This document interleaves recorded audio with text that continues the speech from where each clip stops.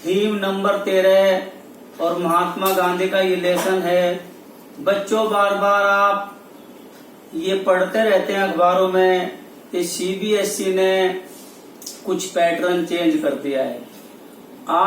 मैं आपसे ये कहता हूं कि पूरी थीम को अच्छी तरह पढ़िए। कोई भी थीम हो, कोई भी पार्ट हो, उसको अच्छी तरह पढ़िए और जो भी सीबीएसई पूछेगी उसी में से पूछेगी और आप उसका जवाब दे दो।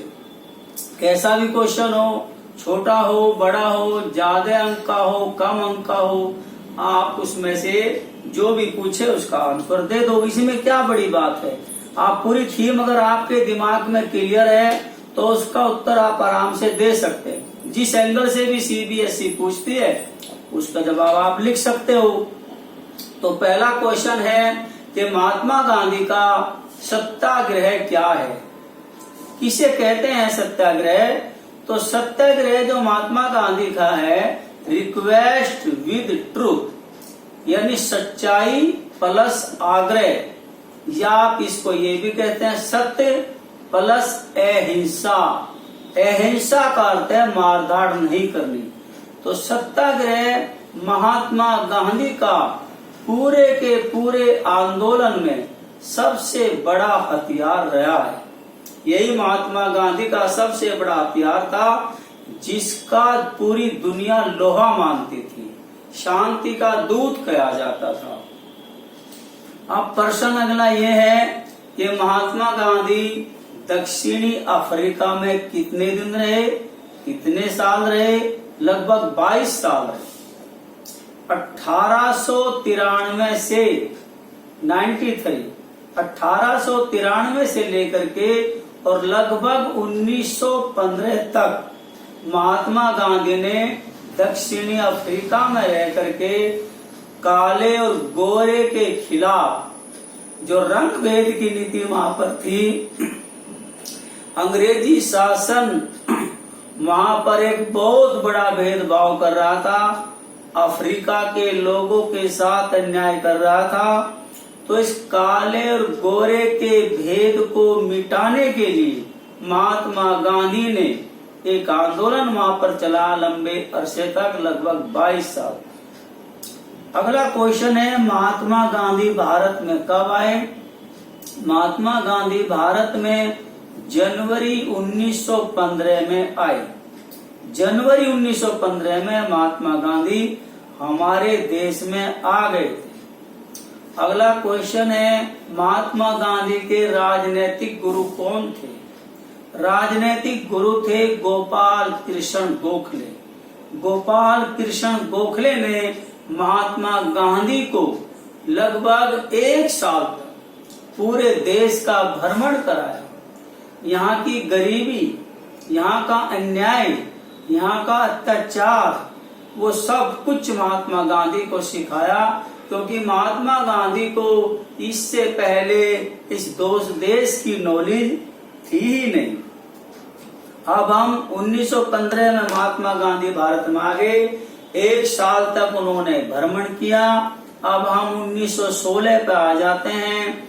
1916 में महात्मा गांधी ने साबरमती आश्रम की स्थापना करी। अहमदाबाद के पास साबरमती नदी के किनारे साबरमती आश्रम 1916 में बनाया गया और यहाँ पर महात्मा गांधी ने अपने अनुयायियों को सत्य और अहिंसा की शिक्षा दी। ये आश्रम बनाने के लिए घनश्याम दास बिड़ला ने 1916 में 50,000 रुपए दिए थे। अगला 1916 में हम फिर चलते हैं। बनारस हिंदू यूनिवर्सिटी का उद्घाटन। जी हाँ, महात्मा गांधी इसमें बुलाए गए।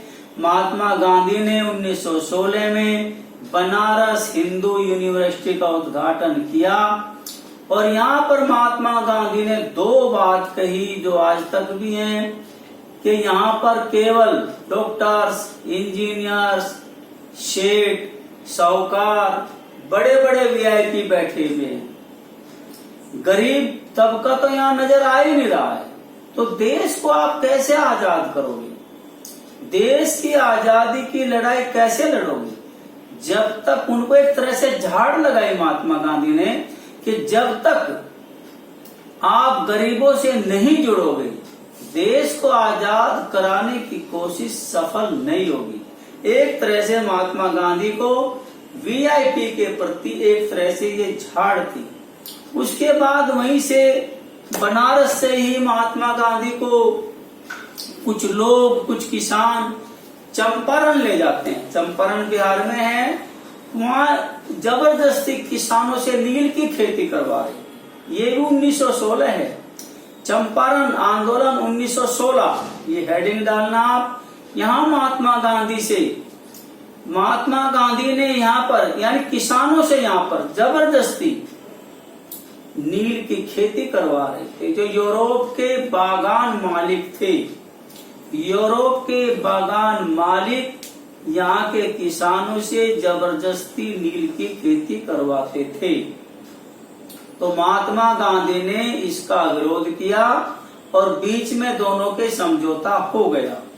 इसके बाद महात्मा गांधी 1917 में खेड़ा पहुंचते हैं, गुजरात में। खेड़ा में किसानों की फसल चौपट हो गई थी, बर्बाद हो गई थी और अंग्रेजी सरकार बाकायदा टैक्स लगा रही थी। तो महात्मा गांधी ने यहाँ भी अंग्रेजी सरकार और किसानों के बीच एक समझौता करवाया। इसके बाद 1918 में महात्मा गांधी अहमदाबाद जाते हैं। अहमदाबाद में कपड़ा मिल के जो मजदूर थे, कपड़ा मिलों के मजदूरों की हड़ताल चल रही थी, तनख्वाह बढ़वा रहे थे। तो यहाँ पर भी महात्मा गांधी ने कपड़ा मालिकों के बीच, कपड़ा मिल मालिकों के बीच और कपड़ा मजदूरों के बीच समझौता करवाया और यहाँ भी दोनों में सहमति हो गई। कभी कभी एक प्रश्न आएगा कि महात्मा गांधी इतने पॉपुलर कैसे हो गए, सबके बीच में कैसे प्यारे हो गए। तो ये सारी बातें हैं कि चाहे चंपारण आंदोलन में वो किसानों की सहायता करी, खेड़ा आंदोलन में किसानों की सहायता करी, अहमदाबाद आंदोलन में किसानों को उसकी मतलब मजदूरों की सहायता करी, कपड़ा जो मजदूर थे कपड़ा मिलों के। तो महात्मा गांधी इस तरह से जनता में पॉपुलर हो रहे थे, जनता उनके गुणगान करने लगी थी। तो महात्मा गांधी की इमेज जनता में बहुत बढ़ती जा रही थी, बहुत पॉपुलर हो रहे थे। अब इसके बाद अहमदाबाद के बाद हम आते हैं 1919 में। 1919 में अंग्रेजों ने एक रोल्ड एक्ट पास किया। इसका कारण ये था कि कुछ थोड़ी सी अराजकता फैल रही थी, छोटे छोटे आंदोलन हो रहे थे। उसका कारण ये था कि फर्स्ट वर्ल्ड वार में अंग्रेजों ने हमारे से ये वादा किया था कि युद्ध में आप हमारी सैनिक सहायता करो और हम आपके देश को स्वाधीनता दे देंगे, स्वतंत्रता दे देंगे। तो हमने फर्स्ट वर्ल्ड वार में अंग्रेजों की सहायता करी। हमारे करीब 90,000 जवान शहीद हो गए। हमने उनकी सहायता करी और उन्होंने हमारे देश को आजाद करने से मना कर दिया। तो अराजकता फैल रही थी बार बार। तो सिडनी नाम के अंग्रेज, जो सिडनी रोल्ट थे, रोल्ट उनका सरनेम था, सिडनी नाम का जो अंग्रेज था ये, इसकी अध्यक्षता में कमीशन बैठाया और कमीशन ने रिपोर्ट दे दी कि यहाँ के आंदोलन को दबाने के लिए, कुचलने के लिए फोर्स को बहुत ज्यादा पावर दे दी गई। किसी को भी बिना कारण बताए आप अरेस्ट कर सकते हो, जेल में डाल सकते हो। इस कानून में किसी तरह की दलील, किसी तरह की अपील, किसी तरह की वकील, बिल्कुल कुछ नहीं था। और इसी आंदोलन का विरोध करने के लिए जलियांवाले बाग में भीड़ इकट्ठी हुई थी। जलियांवाले बाग में भीड़ इसीलिए इकट्ठी हुई थी कि यह आंदोलन काला कानून है, अंग्रेजों को वापस लेना चाहिए, इसमें ना किसी प्रकार की दलील है, ना अपील है, ना वकील है। इसी का विरोध करने के लिए बहुत भारी भीड़ इकट्ठी हुई और उसी का जनरल डायर ने एक तरह से अपने कानून का पालन किया और भीड़ को एक तरह से गैर कानूनी घोषित कर दिया। और जलियांवाला बाग, वो तारीख है 13 अप्रैल 1919, अमृतसर में जो भीड़ थी खुलेआम उस पर गोलियां चलवाई। बहुत बड़ा नरसंहार था, करीब 400 लोग वहीं मारे गए थे। और उसका सबसे ये भी अत्याचार था कि कर्फ्यू लगा दिया गया, मार्शल लॉ लागू कर दिया गया कि वे जो लाश है या जो कर्रा रहे हैं, जो मरे पड़े हैं, जो कुछ जिंदा हैं, घायल हैं, उनका भी इलाज कराने के लिए नहीं आओगे, अपने घरों से बाहर नहीं निकलोगे। उसी समय में दो महान व्यक्ति आते हैं वहां पर, डॉक्टर सतपाल और डॉक्टर किचलू। उनको भी एक तरह से बहुत बुरी तरह से अरेस्ट किया गया। ये था पूरा जलियांवाला बाग का सीन, बहुत बड़ा नरसंहार। और यहीं से ये सारी घटनाएं जो देखते देखते देखते महात्मा गांधी एक तरह से बहुत उत्तेजित हो रहे थे। महात्मा गांधी का एक तरह से टेम्परेचर बढ़ रहा था ये सब आंदोलन देख करके। और महात्मा गांधी ने फिर ये सब तैयारी कर दी असहयोग आंदोलन की। उससे पहले है खिलाफत आंदोलन 1919। खिलाफत आंदोलन क्या है? खिलाफत आंदोलन में कुछ यहाँ के दो भाई मुसलमान नाराज हो गए थे। भारत के मुसलमान क्यों नाराज हुए? क्योंकि टर्की बहुत बड़ा साम्राज्य था, अंग्रेजों का वहां पर शासन था, तो टर्की को तोड़ दिया गया, उसके टुकड़े कर दिए गए। वहां का जो राजा था, खलीफा था, ये उसकी शान के खिलाफ था, क्योंकि अंग्रेजों ने वादा किया था कभी टर्की के टुकड़े नहीं करेंगे। टुकड़े हो गए, भारत के मुसलमान खिलाफ हो गए और भारत के मुसलमानों ने यहाँ एक आंदोलन चलाया जिसकी लीडरशिप कर रहे थे मोहम्मद अली, शौकत अली। मोहम्मद अली, शौकत अली दोनों भाई इसकी लीडरशिप कर रहे थे। बहुत बड़ा आंदोलन चला, महात्मा गांधी ने पूरा सहयोग दिया। अब महात्मा गांधी ने समझ लिया कि ये सब जलियांवाला बाग की बहुत बड़ी घटना है। वो छोटी छोटी घटना तो थी कि जुलाहियों का कारोबार बंद हो गए थे, कपास सारी यहाँ से ले जाते थे, किसानों की फसलें चौपट हो रही थी, उनसे फिर भी लगान ले रहे थे। सब परेशान तो थे, सब परेशान थे। और जलियांवाला बाग ने और परेशान कर दिया। तो महात्मा गांधी ने इस खिलाफत के आंदोलन का फायदा उठाने के लिए मुसलमान भाइयों के सहयोग से फिर असहयोग आंदोलन जनता में फेंक दिया, शुरू कर दिया। जी हाँ, असहयोग आंदोलन 1920। इसे महात्मा गांधी ने भारी बहुमत से दिसंबर 1920 में नागपुर के अधिवेशन में पारित करा लिया था। जब कांग्रेस का नागपुर का अधिवेशन दिसंबर 1920 में हुआ, भारी बहुमत से कांग्रेस ने इसको पारित कर दिया था और जनता के बीच में असहयोग आंदोलन शुरू हो गया। असहयोग का अर्थ है अंग्रेजों, हम आपका सहयोग नहीं करेंगे। अंग्रेजों, हम आपका सहयोग नहीं करेंगे। इसकी परिस्थिति भी यही थी, इसका पूरा अर्थ यही था, इसमें सारा कुछ ये हुआ। आंदोलन शुरू हो गया। अब हमने सहयोग कहाँ कहाँ नहीं करा, यानी इसको कहते हैं कहाँ कहाँ हमने बहिष्कार किया। हमने क्या किया? उनका बहिष्कार क्या क्या? विदेशी कपड़ों की होली जलाई, विदेशी कपड़ों में आग लगा दी, इसका बहिष्कार हो गया। उनके कोर्ट कचहरी का हमने बहिष्कार कर दिया। छात्रों ने स्कूल कॉलेज का बहिष्कार कर दिया। वहां की जो दुकानें मकानें, हमारे मजदूर जहां भी काम करते थे, सब ने बहिष्कार कर दिया। वकीलों ने कोर्ट छोड़ दिए, नौकर करने वालों ने भी वहां की नौकरी छोड़ दी। जितने भी हमारी पदवी दी हुई थी अंग्रेजों ने हमारे महापुरुषों को, वे पदवी हमने वापिस कर दी। हम नहीं जाएंगे इसमें। जो मेसोपोटामिया में हमारे सैनिकों की भर्ती होती थी, वो भर्ती भी बंद हो गई। सरकारी संस्थाओं का बहिष्कार हुआ डट करके। जितनी भी सरकारी संस्थाएं थी सबका बहिष्कार कर दिया। हम सब बहिष्कार कर रहे थे। ये एक तरह से हमारा बहुत बड़ा आंदोलन था। धरना प्रदर्शन सड़कों पर आ रहे थे।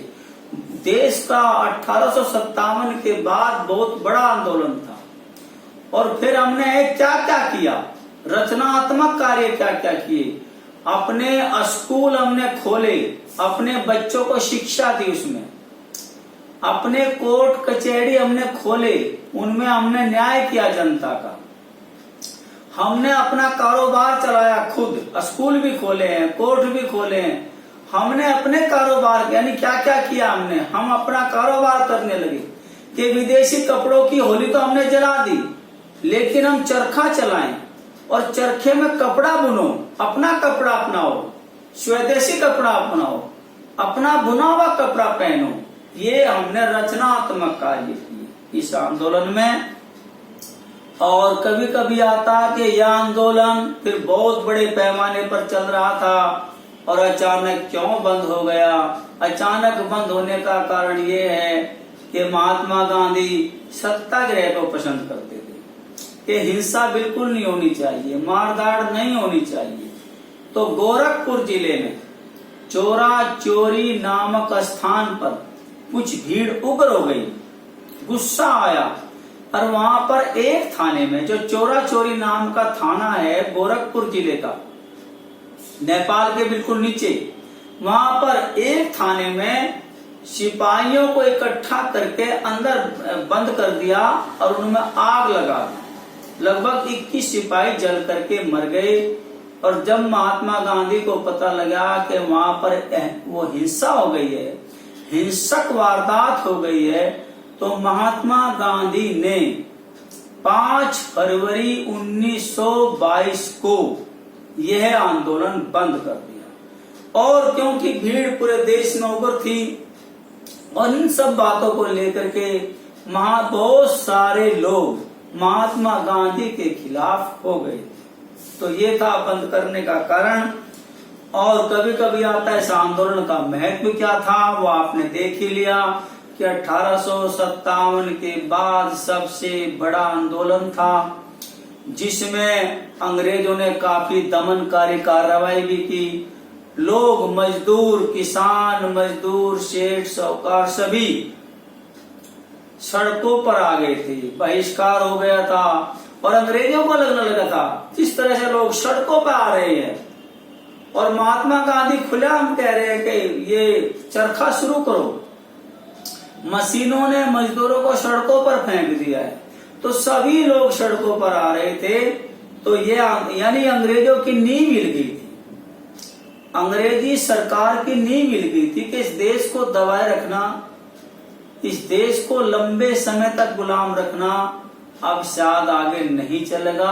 अंग्रेज सरकार ये समझ गई थी। एक बहुत बड़ा आंदोलन था। इससे पूरे देश के पूरी दुनिया के मीडिया की आंखें खुल रही थी और अमेरिका तो खुद बहुत बड़ा समर्थन कर ही रहा था। और अमेरिका का मीडिया उस समय भी हमारा बहुत बड़ा साथ दे रहा था कि भारत की आजादी होनी चाहिए। इतने बड़े आंदोलन को देख करके ये इसका महत्व है। यानी भले ही हमने महात्मा गांधी ने ये रोक दिया हो, लेकिन इसका महत्व कम नहीं था। आजादी की राह में एक बहुत बड़ा कदम था महात्मा गांधी का और पहला आंदोलन था। अब इस आंदोलन में अंग्रेजों ने गोलमेज सम्मेलन शुरू करे। एक गोलमेज सम्मेलन हुआ 1930 में, जिसमें महात्मा गांधी बंद थे और आगे उस गोलमेज सम्मेलन में नहीं जा सके। फिर महात्मा गांधी 1931 वाले में गए। 1931 वाले में महात्मा गांधी क्योंकि अरेस्ट हो गए थे, जेल में बंद थे, तो गांधी ये है गांधी इरविन समझौता 1931। गांधी इरविन समझौता 1931, ऐसा कोई क्वेश्चन आए कि गांधी इरविन के समझौते में क्या था या कब किया गया, तो ये जनवरी ये 1931 में किया गया, मार्च 1931। ये 5 मार्च 1931 में ये समझौता किया गया। इसकी शर्तें क्या थी? महात्मा गांधी ने कहा कि बिना शर्त जो भी हमारे मजदूर आपने अरेस्ट किए हैं वो बिना शर्त, नहीं अभी नहीं, ये 1931 गलत, ये बिल्कुल नहीं, इसको इस आंदोलन में नहीं देखना, ये नमक के आंदोलन में है, इसका महत्व इतना ही है, ये बिल्कुल गलत।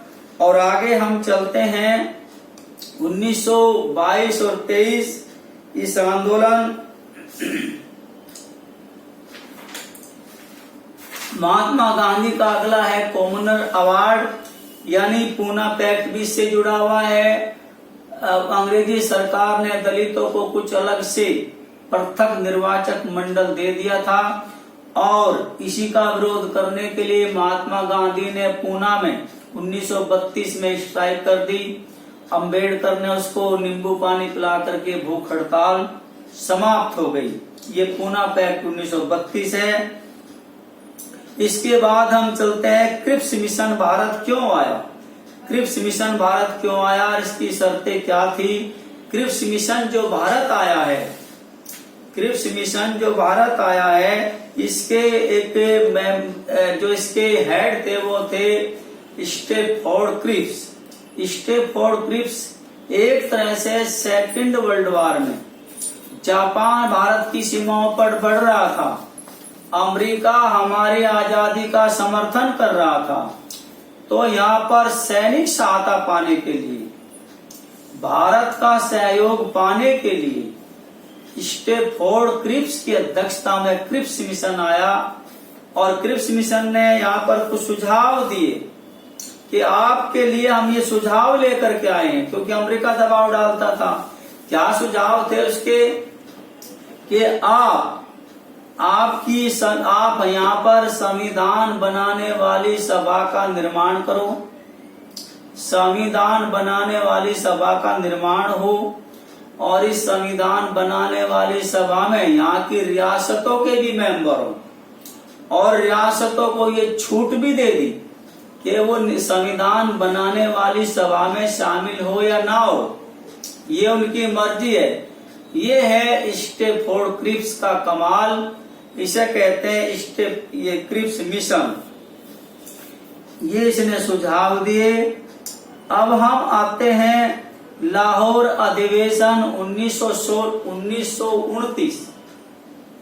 लाहौर अधिवेशन 1929, ये दिसंबर 1929 में नेहरू जी की अध्यक्षता में लाहौर में यह अधिवेशन हुआ कांग्रेस का, और इसमें दो बहुत भारी प्रस्ताव पास किए गए।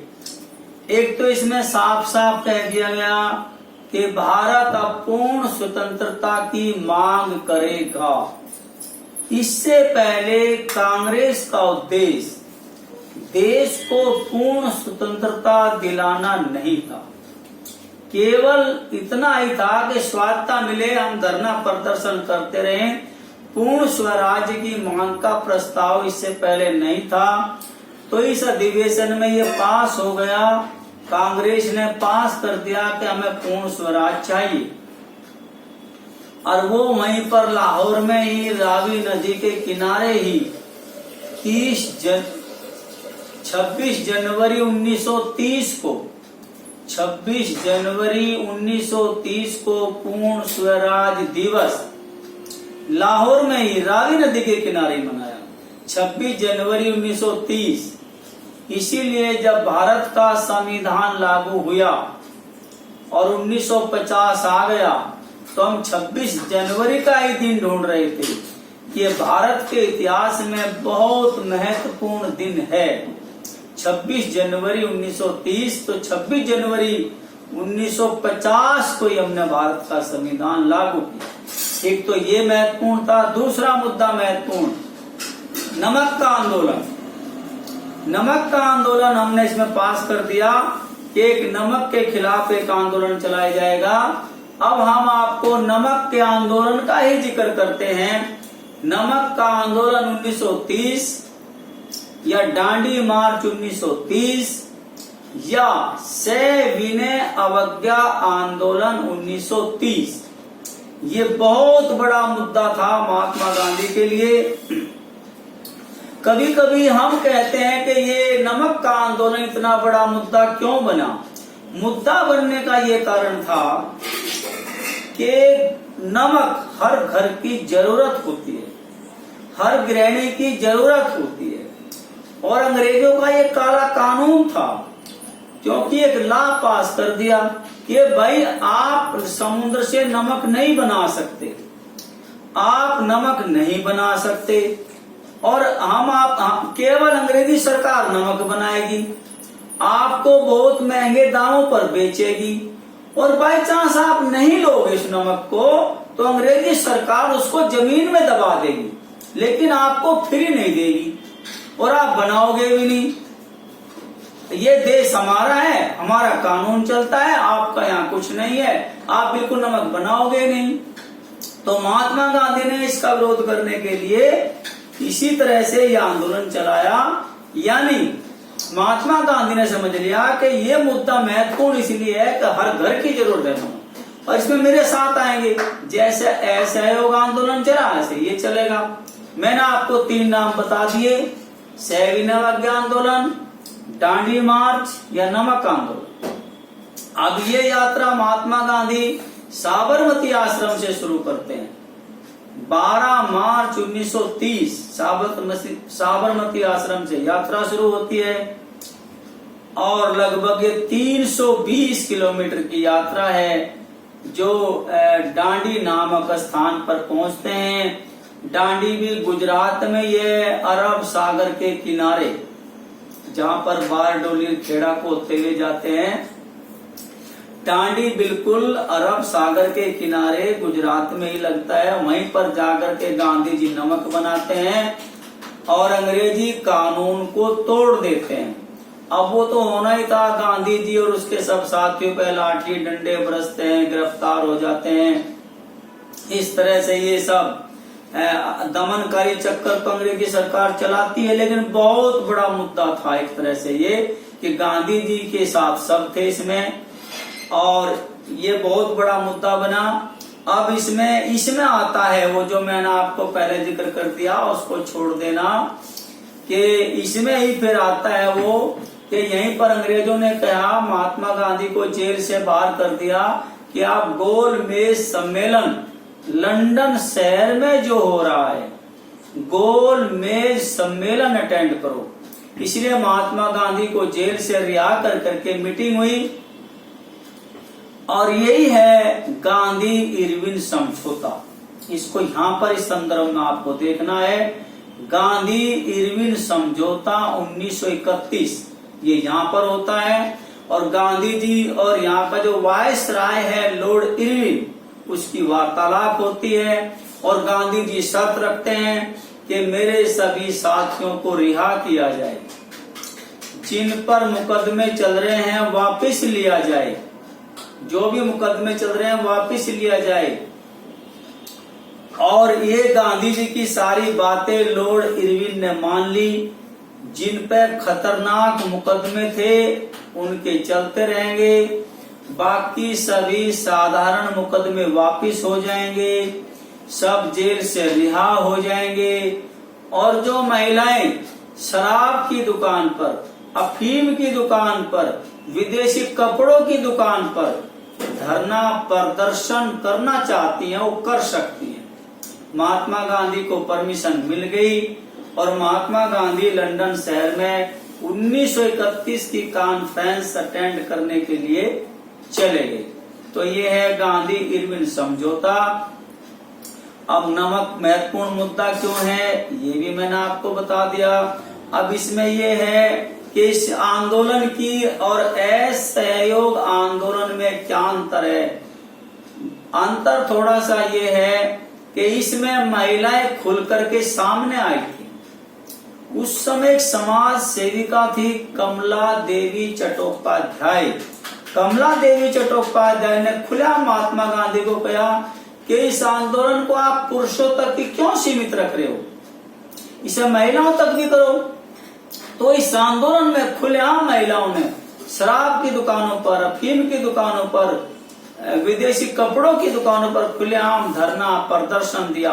और ये आंदोलन ऐसा था जिसमें पूरे देश के लोग, पूरे देश के मजदूर कामगार सड़कों पर आए थे।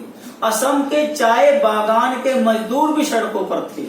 इस आंदोलन में बहुत बड़ा आंदोलन था एक तरह से ये, और इसमें भी अंग्रेजी सरकार हिल गई थी। ये इसका महत्व है, अंग्रेजी सरकार बिल्कुल हिल गई थी।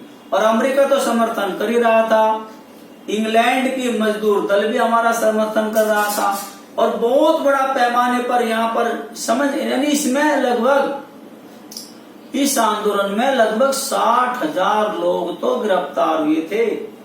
60,000 मजदूर गिरफ्तार थे। इसमें बहुत बड़ा आंदोलन था। अंग्रेजी सरकार एक तरह से हिली हुई थी और समझने लगे थे सब अंग्रेजी सरकार अंदर ही अंदर कि इस देश को अधिक लंबे समय तक गुलाम रखना मुश्किल है। तो ये था नमक का आंदोलन। इसके बाद हम चलते हैं जो बहुत बड़ा आंदोलन महात्मा गांधी का एक लास्ट का है, भारत छोड़ो आंदोलन। प्यारे बच्चों, मैं आपको समझा दूं, गांधी जी के जो भी आंदोलन हुए, जो भी काम हुए, इस देश में राष्ट्रवाद पैदा केवल महात्मा गांधी ने किया। राष्ट्रवाद को पैदा करने वाला, राष्ट्र को एक करने वाला, पूरे देश में जन जागृति जगाने वाला, पूरे देश को सड़कों पर ले आने वाला केवल महात्मा गांधी है। तो तीसरा आंदोलन है महात्मा गांधी का भारत छोड़ो आंदोलन। अब ये सब करने के बाद महात्मा गांधी बहुत गुस्से में आ गए थे, और जो आदमी सत्य और अहिंसा का पालन करता रहा उसने लास्ट में जाकर के भारत छोड़ो आंदोलन में साफ साफ कह दिया, डू और डाई, करो या मरो। यह आंदोलन का उद्घाटन महात्मा गांधी बॉम्बे में आगा खान पैलेस में करते हैं 8 अगस्त 1942। 8 अगस्त 1942 को महात्मा गांधी उस आंदोलन में उद्घाटन करते समय लगभग 70 मिनट भाषण देते हैं और बार बार कहते हैं डू और डाई, डू और डाई, करो या मरो, लास्ट है। अब महात्मा गांधी को अंग्रेजों ने कह दिया कि ये शांति का दूत नहीं, क्योंकि ये तो अब कहता है डू और डाई। तो ये बहुत बड़ा आंदोलन था, और 8 तारीख की रात को ही महात्मा गांधी और उसके सभी सहयोगियों को, जो खास नेता थे, उठा लिया, जेलों में डाल दिया। लेकिन यह आंदोलन बंद होने वाला नहीं था। धरना प्रदर्शन जो भी जिससे होता था, कामगार मजदूर सभी इसमें सामने खुल करके आए।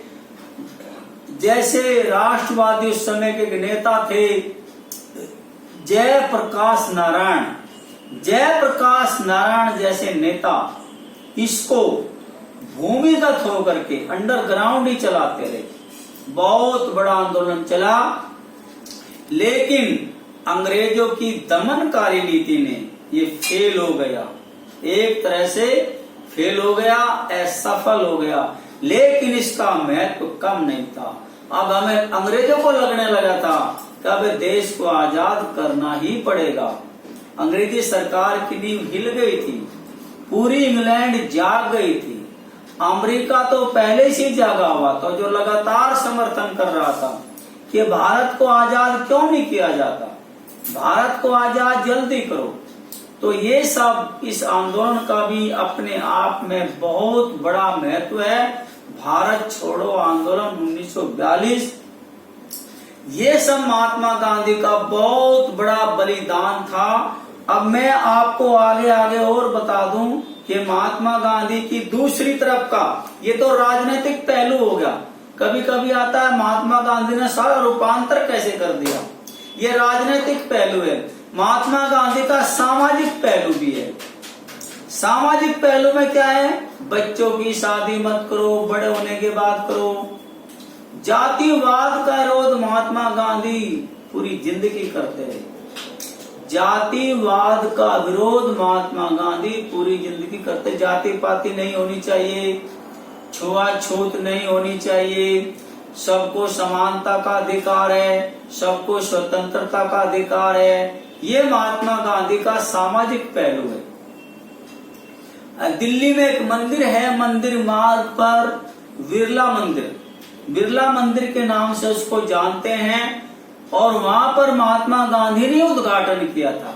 और महात्मा गांधी ने ये कहकर के उद्घाटन किया था कि इस मंदिर में सब आएंगे, दलित भी आएंगे, आपको यहाँ पर अंदर घुसाना है, ये कहकर के महात्मा गांधी ने उद्घाटन किया था। तो महात्मा गांधी का बहुत बड़ा पहलू।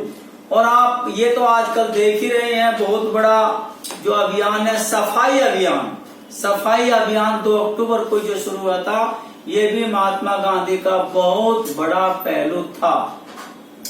अब कुछ इस पाठ की जो इम्पोर्टेंट चीजें हैं दूसरी साइड की, कि जिन्ना का द्विराष्ट्र सिद्धांत क्या है। जिन्ना का द्विराष्ट्र सिद्धांत ये है कि इस देश में, भारत में 2 राष्ट्र रहते हैं, 2 राष्ट्र हैं, एक तो हिंदू राष्ट्र, एक मुसलमानों का राष्ट्र। ये है महात्मा गांधी का जिन्ना का द्विराष्ट्र सिद्धांत। मोहम्मद अली जिन्ना का द्विराष्ट्र सिद्धांत है ये, कि हिंदू राष्ट्र अलग है, मुसलमान राष्ट्र अलग है। और एक जिन्ना की है सीधी कार्रवाई। सीधी कार्रवाई का मतलब है कि मार दाड़ छोरा घोंपना शुरू। ये जिन्ना ने 16 अगस्त 1946 को शुरू कर दिया था। 16 अगस्त 1946 को शुरू कर दिया था सीधी कार्रवाई, छुरा घोंप दो। जिन्ना का बहुत बड़ा कदम था ये मार धाड़ की राह में, जहां महात्मा गांधी बार बार नोवाखाली में गए थे, जो बंगाल में है। महात्मा गांधी यहाँ पर शांति करने के लिए गए थे। एक है 1940 का लाहौर अधिवेशन मुस्लिम लीग का।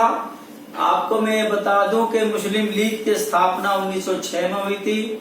तो मुस्लिम लीग का लाहौर का अधिवेशन 1940 में यहाँ मुस्लिम लीग ने पाकिस्तान की मांग का प्रस्ताव पास कर दिया था कि पश्चिमोत्तर भारत में, यानी पश्चिम और उत्तर इस साइड में मुसलमानों का एक अलग देश बन सकता है। मुस्लिम बाहुल क्षेत्र है, मुसलमानों का देश अलग बन सकता है। पाकिस्तान की मांग का प्रस्ताव पास हो गया था लाहौर अधिवेशन में, जो 1940 में हुआ था। ये इस पाठ की बहुत खास बात है, मैंने आपको बता दी है। आप प्यारे बच्चों, 1-2 क्वेश्चन किताब का बहुत जल्दी मैं आपको बता देता हूँ। हालांकि ये उत्तर सब कुछ आपके पास है। ये जो क्वेश्चन है जो मैं आप पढ़ रहा हूँ, ये एक्सरसाइज के क्वेश्चन है। जो बुक की एक्सरसाइज है उसके प्रश्न है।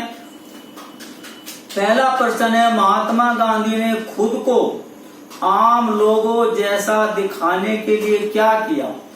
देखो, आम लोगों जैसा दिखाने के लिए महात्मा गांधी के बहुत बड़ा, आप चंपारण आंदोलन 1916 बता दोगे, इसमें भी किसानों की समस्या हल हुई। खेड़ा आंदोलन 1917 का, वो बता दोगे। 1918 का अहमदाबाद आंदोलन। तो और ये सारे जितने भी महात्मा गांधी ने आंदोलन चलाए ये तो हैं। और लोगों को लगने लगा कि महात्मा गांधी हमारे क्या है, भगवान है, हमारे मसीहा हैं। आज तक हमारी समस्या किसी ने हल करी नहीं, महात्मा गांधी कर रहे हैं। ये बहुत बड़ा, ये सारे आंदोलन इसमें लिख देना। एक तो ये हो गया। फिर दूसरा कहोगे क्या किया महात्मा गांधी ने, आम आदमी की ड्रेस पहनते थे। लंदन शहर में कानून पास करने वाला एक आदमी, शूटिड बुटिड रहने वाला आदमी, धोती बांध करके जनता के बीच में जा रहा है। अंग्रेजी बोलने वाला आदमी हिंदी बोल रहा है, साधारण भाषा में बात कर रहा है, उनके साथ कहीं भी बैठ जाता है, उनके साथ घूम लेता है, तो ये सब चीजें देख करके महात्मा गांधी को सब अपना मसीहा समझते थे, भगवान समझते थे कि ये हमारी समस्याओं को हल कर सकता है। ऐसा साधारण नेता नहीं आया कोई, उनके साथ घुलना मिलना रहना, उनकी भाषा बोलना, उन जैसी ड्रेस पहनना, ये सब महात्मा गांधी के साथ था। और सामाजिक पहलू तो था ही, महात्मा गांधी में जाति का भेदभाव भी नहीं किया, ये भी सामाजिक पहलू। और राजनीतिक पहलू आंदोलन चलाए सारे, ये भी इसमें प्लस करके लिख दोगे, इस क्वेश्चन का अर्थ पूरा हो जाएगा। अगला क्वेश्चन भी बिल्कुल इसी तरह करना है, इसका भी उत्तर लगभग यही है। ये जो प्रश्न है आपका अगला, किसान महात्मा गांधी को किस तरह देखते थे, यानी जो भी बनारस हिंदू विश्वविद्यालय में उद्घाटन करते समय, यानी महात्मा गांधी किसान किस तरह देखते थे, यानी जो वीआईपी बनारस हिंदू यूनिवर्सिटी के उद्घाटन में आए हुए थे उनको ही झाड़ मार दी महात्मा गांधी ने। जब तक आम आदमी से नहीं जुड़ोगे, कामगार मजदूरों से नहीं जुड़ोगे, आप कुछ कर ही नहीं सकते इस देश में, देश आजाद कैसा होगा। तो यहाँ पर सब समझने लगे, और वही चंपारण आंदोलन, खेड़ा आंदोलन, अहमदाबाद आंदोलन, असहयोग आंदोलन, खिलाफत का आंदोलन, मुसलमान भी साथ थे। तो क्या क्या किया महात्मा गांधी ने, ये सब महात्मा गांधी के प्लस पॉइंट है। वही चाहे फिर कह दो आप कि धोती बांध करके उनके बीच में जाना, अंग्रेजी बोलने वाला आदमी उनकी भाषा बोल रहा है, पैंट पहनने वाला आदमी उनकी धोती पहन के उनके बीच में जा रहा है, ये सारे क्वेश्चन इन दोनों में प्लस होते हैं, वही लिख दो आप। तीसरा क्वेश्चन किताब का है, नमक कानून स्वतंत्रता संघर्ष का महत्वपूर्ण मुद्दा क्यों बन गया। भाई नमक हर घर की जरूरत थी, हर घर को नमक चाहिए था, और काला कानून अंग्रेजों ने बना दिया नमक कि कोई बनाएगा नहीं, आपका देश है लेकिन आप नमक नहीं बनाओगे और हम महंगे दामों पर आपको बेचेंगे, और नहीं हमारा नमक बच जाएगा तो हम जमीन में दबा देंगे। बहुत बड़ा मैंने बता दिया कि साबरमती आश्रम से महात्मा गांधी ने डांडी मार्ग तक यात्रा करी और सब कुछ किया, धरना प्रदर्शन और बहिष्कार हुआ इस आंदोलन में। पर हमने क्या क्या किया, और इस आंदोलन की सबसे खास बात कि महिलाओं ने भाग लिया। ये पूरा आंदोलन आपको लिख देना। और गांधी इरविन समझौता भी इसमें आता है, जिसके तहत महात्मा गांधी लंदन शहर में गोल मेज सम्मेलन अटेंड करने के लिए पहुंचे। वहां पर 1931 में गोल मेज सम्मेलन, यहाँ पर महात्मा गांधी असफल हो गए थे। वैसे इस आंदोलन, इसमें गोल मेज सम्मेलन में कारण क्या था, महात्मा गांधी को अंग्रेजों ने पूछा, आप इस देश का प्रतिनिधि हैं, प्रतिनिधित्व करते हो। महात्मा गांधी ने कहा, पूरे देश का कांग्रेस, और कांग्रेस का प्रतिनिधि मैं, हम पूरे देश का प्रतिनिधि हैं हम तो। मोहम्मद अली जिन्ना खड़े हो गए कि मुसलमानों का नेता तो मैं हूं। महात्मा गांधी निराश हो गई। और अंबेडकर खड़े हो गए, दलितों का नेता मैं हूं। फिर महात्मा गांधी चुप हो गई। और एक रजवाड़ों की तरफ से भी। तो महात्मा गांधी को फिर अंग्रेजों की झाड़ पड़ी और निराश होकर के वो इंडिया लौट आए, और तीसरे सम्मेलन में फिर गए ही नहीं महात्मा गांधी। तो ये भी हो गया। मुद्दा कैसे बना, और इस आंदोलन में जन जागृति आई, और इस आंदोलन की खास बात महिलाओं ने भाग लिया, और विदेशी कपड़ों की दुकानों के सामने, अफीम की दुकानों के सामने और शराब की दुकानों के सामने विरोध किया गया। महिलाओं ने विरोध किया। ये आंदोलन का ये है। अब लगभग असहयोग एक क्वेश्चन है, इसका किताब का खास लग रहा है। असहयोग आंदोलन एक तरह का प्रतिरोध कैसे था। हाँ, प्रतिरोध था। हम विरोध कर रहे थे, भाइयों हम आपका सहयोग नहीं करेंगे, हम तो कचहरी का भी बाइकाट कर देंगे, कोर्ट का भी बाइकाट कर देंगे, आपकी संस्थाओं को भी छोड़ देंगे, आपकी नौकरी भी छोड़ देंगे, आपके स्कूल कॉलेज भी छोड़ देंगे, हम तो सबका बहिष्कार करेंगे, हम आपका सहयोग करेंगे ही नहीं। मैंने सारा बता दिया। और महात्मा गांधी ने फिर गोरखपुर में जो चोरा चोरी में घटना होगी तो उसको बंद कर दिया था। एक बहुत अच्छा क्वेश्चन है इसका, ये लास्ट का, चरखे को राष्ट्रवाद का प्रतीक क्यों चुना गया। चरखे को राष्ट्रवाद का प्रतीक क्यों चुना गया? महात्मा गांधी ने खुलेआम कहा। आज ये मिलें कपड़ा बना रही हैं, इन्होंने हजारों लाखों मजदूरों को सड़कों पर फेंक दिया है। हमारे यहाँ तो मजदूर बेकार हो गए हैं, तो हम चरखा चलाएं, सबको काम मिलेगा, कपड़ा बुनेगा सबके काम आएगा, हम बेचेंगे, हमारे जितने भी जुलाए हैं बुनकर हैं सबको काम मिलेगा, क्यों ना हम चरखा चलाएं। और महात्मा गांधी खुद चरखा चलाते थे, जेल में भी चरखा चलाते थे, और होते होते ये सब सिस्टम बन गया और ये जो चरखा है राष्ट्रवाद का प्रतीक बन गया। और राष्ट्रवाद पैदा करने वाले महात्मा गांधी ही थे।